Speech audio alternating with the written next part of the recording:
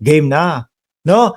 Sabay-sabay po tayong magkantahan mga kababayan dahil po may idadaos na kaarawan. O ano po ang sabi ng Malacanang o ni Atty. Claire Castro na Palace Press Officer, no? Eh di kantahan. Oh. O game ha? Ready na ba kayo? No? O sabi ni Atty. Claire dahil nga po may magaganap na birthday sa 2028 at yung mga DDS naman ho, mga bossing, eh sila naman po ay magpapadasal, no? Oy, wag niyong isiping padasal na hinahainan nung panset tapos pandesal tapos may soft drinks, hindi gano'n, no? Padasal 'yon para makalaya na daw ang dating Pangulong Duterte. Hindi ko lang sure kung didinggin 'yon o papanigan. Hindi ko lang sure kung ibibigay yung kanilang kahilingan kasi yung ipagdadasal nila ay minumura yung yung dinadasalan natin. Baka malabo na pagbigyan yung kahilingan nila. At least sila meron pong padasal, no? Si Ma'am Delia Rosario, alam ko iniisip nito. 'Di ba kapag kayong may mga ika-siyam na araw, ika-apat na pung araw, o may mga padasal na ganyan yung lalagyan mo ng soft drinks, yung lalagyan mo ng pansit, lalagyan mo ng pandesal habang dinadasalan yung tao. Hindi ho ganun. No? Yung padasal nila para nga po maabsuelto na ang dating Pangulong Duterte. Yun, wag kung ano-ano iniisip nyo. No? Matagal pa yan. Mahaba pa ang buhay ng dating Pangulo. At sana, malampasan niya yung trial kung sakali man na siya ay acquitted naman. Di ba? Sabi ni Atty. Claire, since may magbe-birthday, kantahan po natin siya ng happy birthday. Iyon lang po. Game. Ready na kayo? Handa? Awit. Happy birthday to you. Happy birthday to you. Happy birthday, happy birthday. Happy birthday to you. Yan Baka sabihin ninyo mga DDS kinalimutan namin.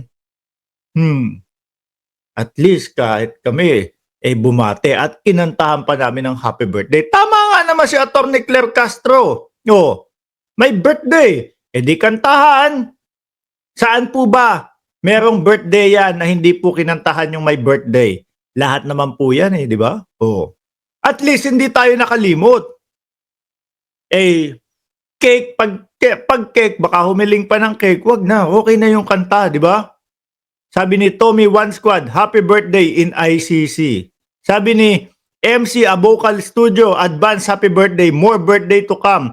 Di nga lang natin alam kung saan siya magse-celebrate. Alam natin, doon sa ICC. Di ba? Sabi ni Elena Garcia, the birthday gift kay Duterte, conviction sa Netherlands. Pero yung padasal, wag niyong iisipin na padasal ito ng yung 40 days, hindi ganoon. Padasal na makalaya na ang dating Pangulong Duterte, no? Hindi lang natin sigurado kung yung pagdadasalan ibibigay yung kanilang kahilingan. Sabi, syempre, birthday po yan. Ay, Atty. Claire, ang lakas mo.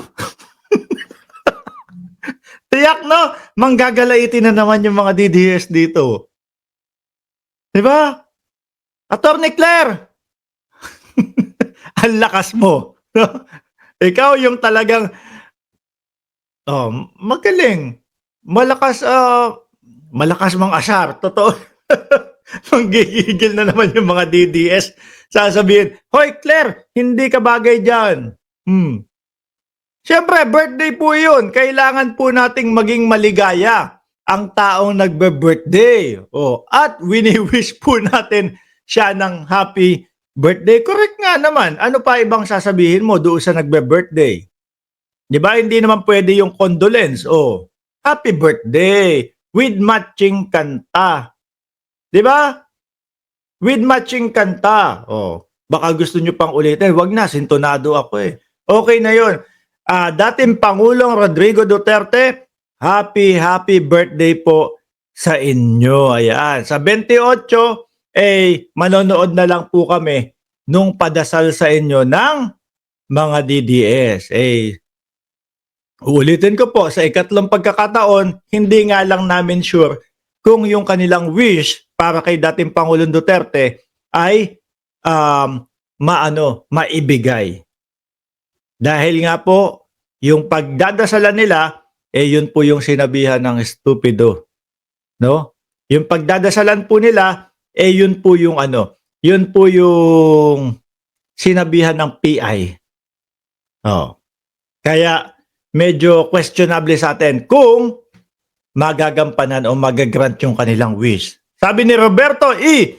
Herman, ito gusto ng China to divide us, Filipinos, PBBM versus DDS. Correct ho. Sino ba yung mga taga-suporta ng China?